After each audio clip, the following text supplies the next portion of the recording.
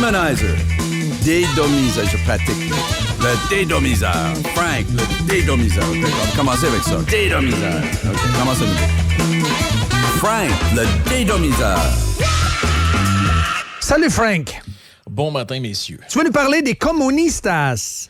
Ben, écoute, je vais faire un très bref détour par la France et vous allez comprendre très rapidement pourquoi et on va venir au sujet très rapidement. Donc, il y a eu les élections européennes en France. Tout le monde a vu ça un peu. Peut-être vous avez suivi, peut-être vous n'avez pas suivi. Puis, tout le monde a parlé, Macron, Bardella, Zemmour, mais il y a beaucoup de partis. Il y avait énormément de listes. Vous pouvez aller sur la page Wikipédia des élections européennes. Vous allez voir, il y a une liste énorme de gens qui ont fait 1%, 2%, 0,5%. Et à l'intérieur de ces groupes-là, on voit les différents noms de partis qu'ils regroupent. Parce que, tu sais, là-bas, c'est des têtes de liste. Et dans ces listes-là, tu as différents petits partis qui s'agglutinent ensemble pour former un groupe.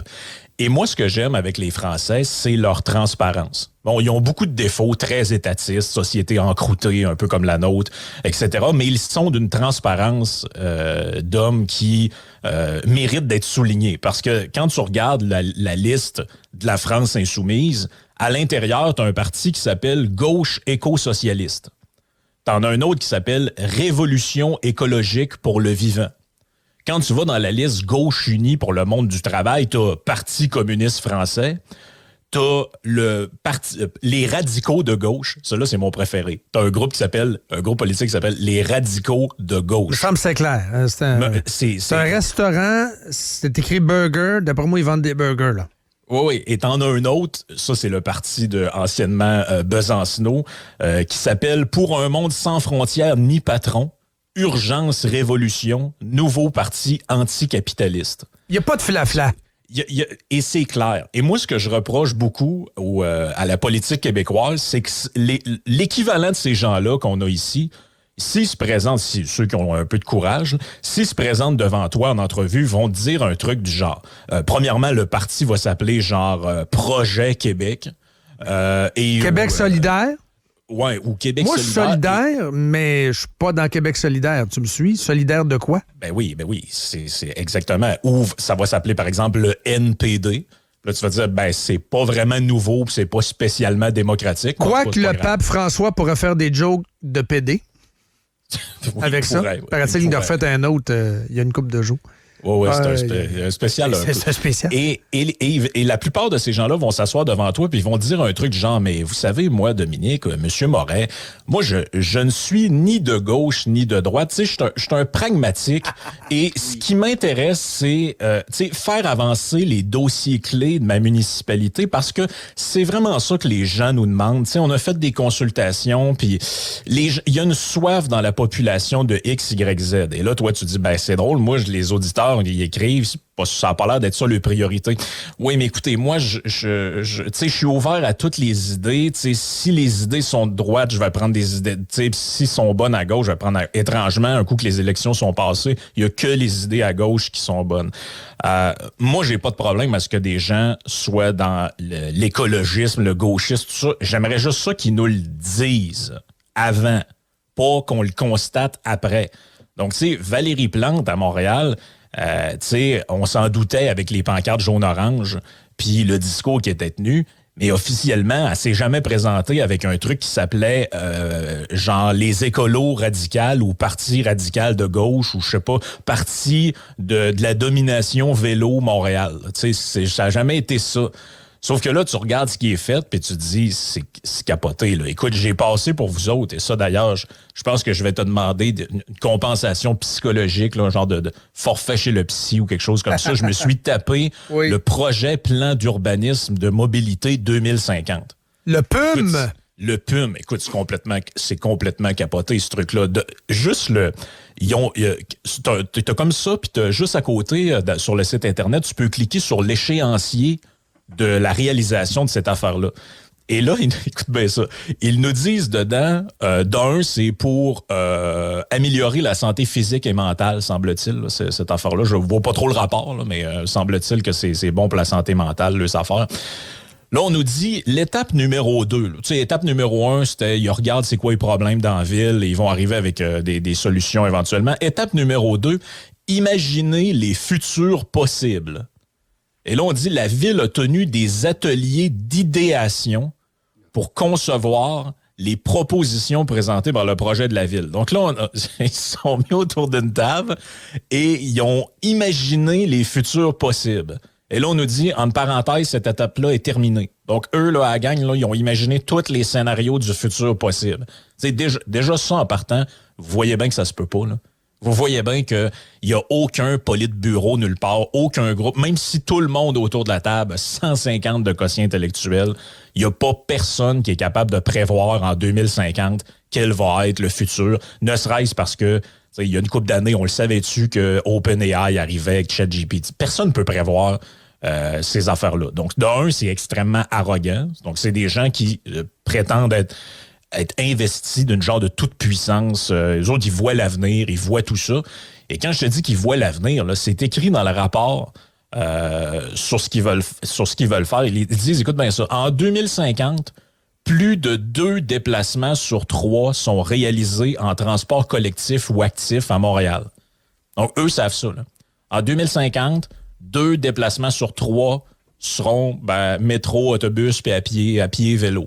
Eux autres, ils savent ça. Je sais pas, ils sont pas capables de gérer le cône orange, ils sont pas capables de gérer le service de prévention d'incendie, ils sont pas capables de gérer tout ça. Les rues sont en chantier permanent, à moins, bien sûr, que ce soit une prophétie autoréalisatrice, c'est-à-dire voici ce qui va arriver en 2050 et c'est ce qu'on va... ça n'arrivera pas naturellement. On va forcer les choses pour que ça arrive. Ben, c'est à l'image de Bruno Marchand, parce que je vous rappelle qu'il dit, lui, que les jeunes qui sont pas encore nés, là, à un moment donné, ils vont aller voir les boss d'entreprise, ils vont dire, moi, je suis prêt à venir travailler chez vous, là, mais juste si je peux me rendre chez vous en transport en commun. Ça s'est dit, oui, ça. C'est tout. Ça s'est dit. Et là, écoute bien ça. Ils nous disent les problèmes de la ville. Parce que nous autres, on a un plan un plan d'aménagement du territoire. Déjà, ça, c'est un peu spécial. Là. Je veux dire, les planificateurs à l'échelle municipale, moi, je me méfie de ça comme la peste. Là. Et ils nous disent on s'appuie sur 3 principes. Vous allez voir que vos priorités sont assez loin là-dedans. La santé urbaine, la transition écologique à la biodiversité et l'équité territoriale. Je sais pas, demandez-moi pas c'est quoi, je le sais pas c'est quoi, l'équité territoriale. Et là, on nous dit, bon, laissez là-dedans... Déjà qu'on est sur un territoire non cédé, là. Ouais, ça commence à être mêlant. Non, mais j'y arrive, justement, à ça. Je vous passe les détails, là, 180, c'est des détails, pas des détails pantoute, là, mais là, il semble-t-il qu'ils vont construire 200 000 logements comme ça, out of nowhere. Les gens parlaient à n'importe quel promoteur, ils sont pas capables d'avoir de permis. J'ai parlé à un encore la semaine passée. Ils attendent. Si tu vas là un vendredi, oublie ça. Il y a personne à la ville. Ils sont capables d'avoir du staff le samedi soir pour fermer des restaurants. Mais si toi, tu as besoin d'avoir des informations pour ton permis de construction le vendredi matin, mettons 10 heures, bonne chance. Ça, c'est... Et là, bon, évidemment, ça va mettre de l'avant les OB... pas les OBNL, mais les coopératives d'habitation hors marché, les HLM, là, puis tout ça. Et là, on nous dit une ville verte. En 2050, la nature est omniprésente. 40%... les poules de deuxième étage. 40% du territoire est verdi et on compte 185 km de corridors verts. Et là, on nous parle, il y a des longs paragraphes sur les parcs éponges, les trottoirs éponges. Ça, by the way, ça intéresse les gens. Vous pouvez faire des petites recherches là-dessus. Là. Ce sont des projets coûteux, là, mais ça coûte une fortune. Ils font un genre de petit étang, il y a un peu de gravelle, 3-4 fleurs avec un pont de bois. Puis ça coûte des centaines et des centaines de milliers de dollars, pour ne pas dire des millions. Bon, c'est extrêmement cher, mais il n'y a pas de problème. Après ça, on nous dit près de 200 km de tramway. Juste ça, 200 km. Ben, pourquoi pas? C'est 200. Oui. Pourquoi pas 500 aussi? Je suis un peu déçu. Je trouve ça un peu... Au moins, c'est un chiffron. Au moins, c'est un chiffron. Et là, écoute bien ça. On nous dit une ville qui valorise son patrimoine. Et là, on nous dit là, que on va construire... Tous les nouveaux bâtiments vont être construits avec des matériaux recyclés. Ah! Les capes de roue, entre autres. Ouais, c'est ça, faire des trous de fenêtre avec des capes de roue. Et là, écoute bien ça. Moi, ça me fait capoter. L'éclairage, la ventilation et le choix des matériaux des bâtiments seront adaptés au changement climatique, de sorte que les bâtiments ne requerront presque plus d'énergie pour être chauffés ou climatisés. Ça existe dans quel monde, ça? Vu que tu construis ta maison avec des matériaux recyclés, quand tu pars le chauffage ou l'air climatisé, ça prend plus de courant. Ou presque plus. Je sais pas. Faudrait nous expliquer. Là. Dans les années 90, je tombe sur ce document-là, j'appelle InfoSect. Écoute, je demande une entrevue avec les gens d'InfoSect. Oui. Et là, écoute bien ça. On a beaucoup parlé de la rue Peel, entre autres à cause de ce qui est arrivé avec le Ferrera Café puis les autres qui Tout se sont est fait oublié. fermer. On a sacré 2 fonctionnaires en dessous de l'autobus. Oui, mais il se passe des trucs importants là, dans la rue Peel. On nous dit que, dans le document, on nous dit des fouilles archéologiques ont été réalisées. Oui. Le stérilet de John Mance, là? Non, c'est ça remonte un peu. Ça remonte à plus loin que ça. On nous dit au cœur des rues Sherbrooke et Peel. On a retracé un village iroquois qui date du 14e siècle. On connaît la suite, continue. Et là, on nous dit, cette découverte est à l'origine de réalisation d'un parcours de sculpture de bronze, invitant au dialogue entre autochtones et allochtones. Une Donc chose, là, ça? Ouais, ça, Allô, toi? Fait qu'à Montréal, dans le fond, c'est plus les Français qui ont fondé la ville, mais toute la gang là, qui ont... Ce serait temps qu'on déboulonne Maisonneuve, d'ailleurs. Là. Ouais, c'est ça. Maisonneuve et compagnie. Si Denis Arcand a besoin d'un nouveau scénario pour une suite, là, il vient de l'avoir, là. La petite cuillère. La petite cuillère, c'est la rue Peel avec des archéologues avec le petit pinceau et la petite cuillère. Hey, je l'ai, le stérilet de John Mance. On arrête tout. Oui, puis, mais la ville de Montréal est dans une espèce de délire de réécriture historique de ce qui a fondé la ville historiquement. Oui, la définition même du wokisme.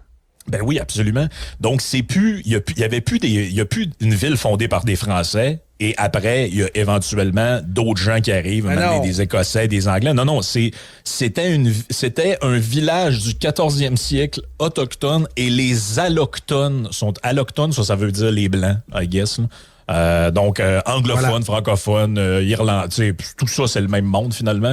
Donc, Montréal n'est plus une ville française de Nouvelle-France, finalement. C'est une ville allochtone et autochtone. En conclusion et en terminant, Maisonneuve, prends ton trou. Hey, merci, Frank. On se voit vendredi.